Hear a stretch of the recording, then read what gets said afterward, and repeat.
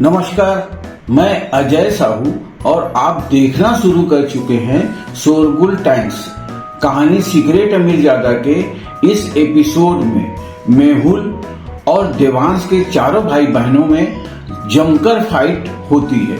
मेहुल बहुत पावरफुल था, इसलिए इन सबको हराना उसके लिए कोई मुश्किल काम नहीं था। मेहुल अतुल के गैंग से अलग होकर बंसल फैमिली से हाथ मिला लिया था और आइस लोटस को दवाइयों के लिए यह फाइट हो रही थी, क्योंकि सारा सामान मेहुल ने गोल्डन शील्ड से दुगने कीमत पर खरीद लिया था।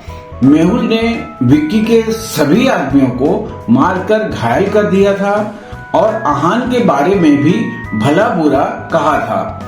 इसी बात को लेकर देवांश के चारों भाई बहन को गुस्सा आ गया था, पर मेहुल की ताकत ज्यादा थी।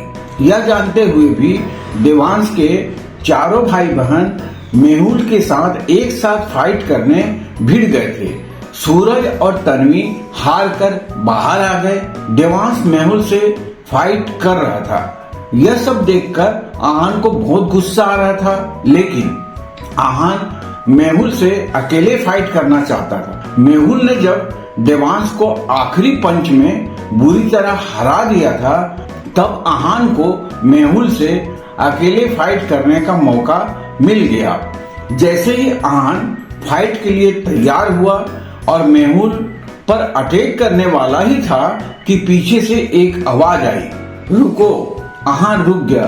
फिर दो आदमी उसके पास आए। उसमें एक आदमी लक्ष्मण और दूसरा अनूप बंसल था। लक्ष्मण मार्शल आर्ट एलायंस का मेंबर था।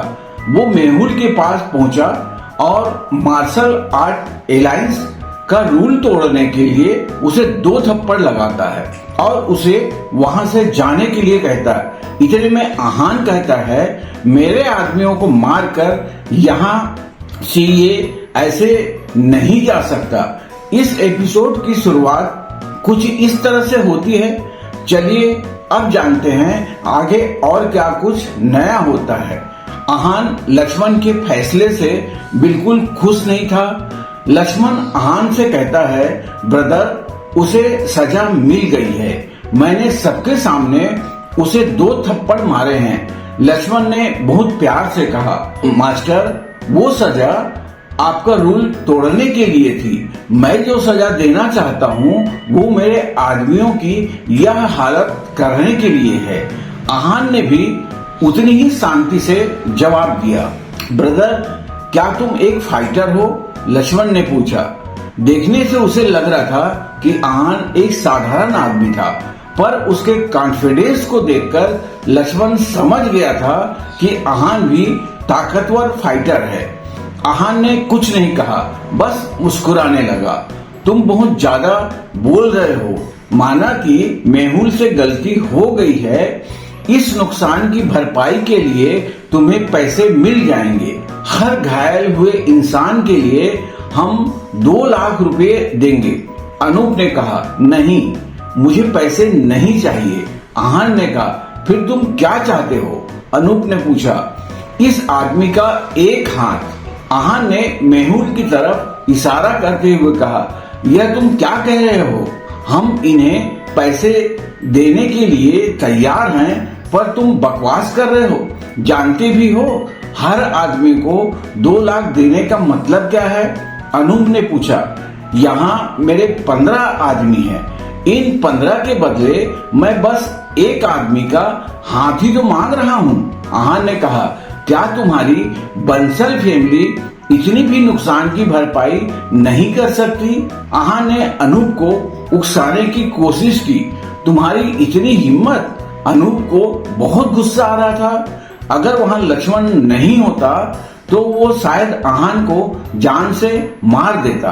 अनूप, लक्ष्मण ने कहा, मास्टर, इसने अपनी हद पार कर दी है। यह बंसल फैमिली के बारे में ऐसा नहीं बोल सकता। अनूप की आंखें गुस्से से लाल थी। ब्रदर, क्या तुम सच में चाहते हो कि मेहुल अपना हाथ काट दे? लक्ष्मण ने आहान से पूछा। उसे समझ नहीं आ रहा था कि आहान क्या सोच रहा है। उसने मन में सोचा, क्या यह लड़का सच में मेरे और बंसल फैमिली के बीच का रिश्ता समझ नहीं पा रहा है या फिर दिखावा कर रहा है। मास्टर, एक ही बात 2 बार बोलना मुझे बिल्कुल पसंद नहीं है, आहान ने रूखी आवाज में कहा। मार्शल आर्ट एलायंस पावरफुल था, पर वो दोनों लोगों की लड़ाई में किसी एक का साइड नहीं ले सकता था। ठीक है, लक्ष्मण ने कहा। फिर मेहुल की तरफ देखा। मेहुल, अपना एक हाथ काट दो। मास्टर, यह आप क्या बोल रहे हैं? मेहुल का चेहरा सफेद पड़ गया था। उसे लगा नहीं था कि लक्ष्मण आहान की बात मान जाएगा। तुम्हें मुझसे बहस करनी है? लक्ष्मण ने कहा। नहीं, मुझमें इतनी हिम्मत नहीं है, मेहुल ने कहा। फिर अपना हाथ काटो, लक्ष्मण ने कहा। मेहुल ने 15 लोगों को घायल करके मार्शल आर्ट रूल तोड़ा था, और अगर वो उसका साथ दे देता तो शायद मार्शल आर्ट एलायंस पर फिर कोई भरोसा नहीं करता। यस मास्टर, मेहुल ने कहा और अपनी कमर पर बंधा चाकू निकाला। फिर उसने अपने दाएं हाथ से बाएं हाथ पर जोर से हमला किया। चाकू इतना तेज था कि एक ही वार में मेहुल का हाथ शरीर से अलग हो गया। उसके हाथ से खून बहने लगा और मेहुल वहीं घुटने के पल बैठकर दर्द में चिल्लाने लगा। क्या अब तुम खुश हो? लक्ष्मण ने पूछा। हाँ बिल्कुल, आहान ने मुस्कुराते हुए जवाब दिया। मैं तुम्हें छोड़ूंगा नहीं, अनूप ने दांत पिसते हुए कहा।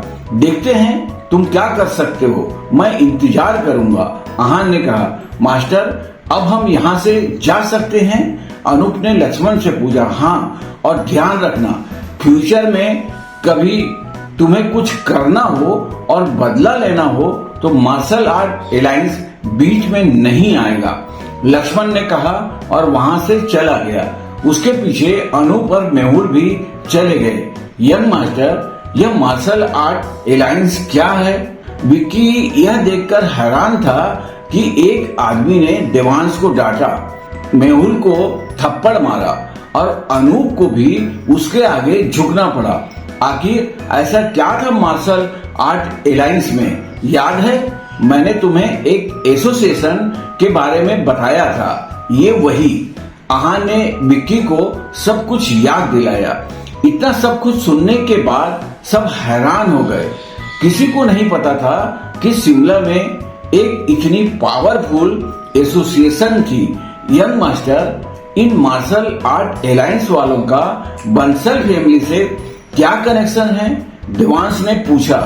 उस वक्त लक्ष्मण ने भले ही आहान का साथ नहीं दिया था, पर सब जानते थे कि आगे फायदा बंसल परिवार को ही मिलने वाला था। देवांश को डर था कि अगर मार्शल आर्ट एलायंस और बंसल फैमिली मिले हुए हैं तो उनके लिए आइस लोटस पाना बहुत मुश्किल होगा। मुझे भी नहीं पता, पर तुम्हें चिंता करने की जरूरत नहीं है। इनका रिश्ता ज्यादा गहरा नहीं है। हो सकता है अनूप और मास्टर लक्ष्मण में कोई पर्सनल रिश्ता हो, आहान ने कहा। फिर आहान ने कुछ सोचा और फिर से कहा, मार्शल आर्ट एलायंस एक तरह से मार्शल आर्ट की दुनिया में पुलिस है। उनका काम यह ध्यान रखना है कि कोई भी फालतू हुड़दंग न मचाए। वो किसी के पर्सनल मैटर में नहीं बोलेंगे। सब आहान की बात मान गए। इस वक्त शिमला में आइस लोटस को प्यूरिफायर करने का सामान खत्म हो गया था, इसलिए आहान ने विक्की को दूसरी जगह भेजा। साथ ही उसने विवान को भी लक्ष्मण और अनूप के बारे में और पता लगाने के लिए कहा। जब वो शाम को घर पहुंचा तब आहान के पास कार्तिक कोहली का फोन आया। Young master, Bansal family Shimla आ गई है, कार्तिक ने कहा। मुझे पता है, आहान ने जवाब दिया। यंग मास्टर को पता है? कार्तिक कोहली थोड़ा हैरान हो गया। उसे नहीं लगा था कि आहान को इस बारे में खबर होगी। यंग मास्टर जो आया है उसका नाम अदिति बंसल है। अच्छा, आहान ने कुछ सोचते हुए कहा। जी, जैसे ही पता चला कि अदिति बंसल आ गई है, सेक्रेटरी ने उन्हें खुद पाम ट्री होटल में वेलकम किया तब अदिति ने मेरे लिए मैसेज भेजा और मुझे बुलाया। कार्तिक ने कहा, अच्छा क्या कहा उन्होंने तुमसे? आहान ने पूछा। यंग मास्टर, वो चाहती है कि एक दिन के लिए स्प्रिंग कॉर्पोरेशन बंद हो जाए, वहां आना जाना किसी के लिए अलाउ न हो। कार्तिक ने कहा, तुमने क्या कहा, तुम मान गए? आहान ने पूछा। आहान को उम्मीद नहीं थी कि बंसल फैमिली कार्तिक को ढूंढ लेंगे और डायरेक्ट उससे बात करेंगे। यंग मास्टर, मैं मना कैसे कर सकता था? कार्तिक ने कहा। कार्तिक भले ही शिमला का सबसे अमीर आदमी था, पर फिर भी वो किसी भी परिवार को फालतू टसन नहीं दिखा सकता था। यंग मास्टर, और बंसल फैमिली के बीच में क्या प्रॉब्लम है? कार्तिक ने पूछा। कुछ खास नहीं, बस छोटी सी बात है, आहान ने कहा। आहान ने मना नहीं किया क्योंकि वो जानता था कि अगर कार्तिक ने उसे यह सवाल पूछा है तो कहीं न कहीं उसे सच पता है। अच्छा, कार्तिक ने कहा और फिर इंतजार किया। जब आहान ने कुछ नहीं बोला तो वो समझ गया कि आहान ज्यादा कुछ नहीं बताना चाहता। कार्तिक, बंसल फैमिली में किसी की तबीयत खराब है क्या? आहान ने पूछा। आहान जानता था कि बंसल फैमिली को आइस लोटस क्यों चाहिए था। हाँ, अदिति के हिसाब से बंसल फैमिली के हेड श्याम बंसल बीमार हैं। वो शायद ज्यादा दिन नहीं जी पाएंगे। इस बीच बंसल फैमिली में से बहुत सारे लोग अलग अलग जगह पर जाकर डॉक्टर और दवाइयां लेकर आए हैं।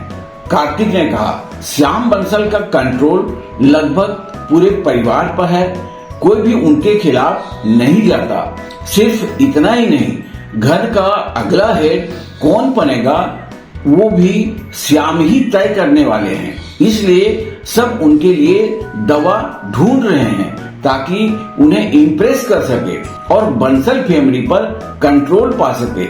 इसलिए बंसल फैमिली आइस लोटस को ढूंढते हुए यहाँ तक आ गई थी। अब कल जब आहान आइस लोटस लेने स्प्रिंग कॉर्पोरेशन जाएगा तब उसे वहाँ बंसल फैमिली के लोग भी मिलेंगे। बंसल फैमिली से डील करने के लिए आहान को तैयार रहना होगा। ठीक है, मैं समझ गया, आहान ने कहा और फोन रख दिया। अगली सुबह आहान देवांश, शान, तन्वी और सूरज के साथ स्प्रिंग कॉर्पोरेशन पहुंचा। वो किसी और को अपने साथ नहीं ले जाना चाहता था। अगर उनके और बंसल फैमिली के बीच कुछ हो गया तो मार्शल आर्ट एलायंस से साधारण लोगों को कोई हेल्प नहीं मिलेगी।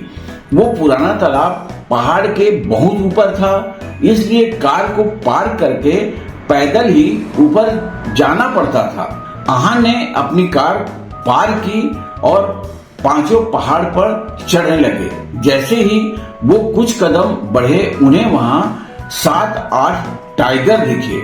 इसके अलावा वहां पर 15-20 गुंडे थे। उन सबके पास हथियार थे और सब बहुत प्रोफेशनल लग रहे थे।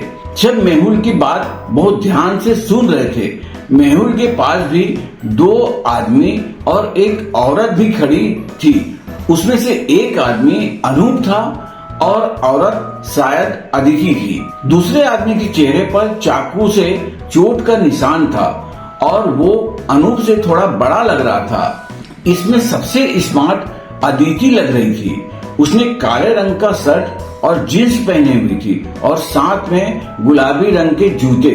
उसकी आंखों में एक अलग किस्म का घमंड जो साफ साफ कह रहा था कि कोई उससे पंगा नहीं ले सकता।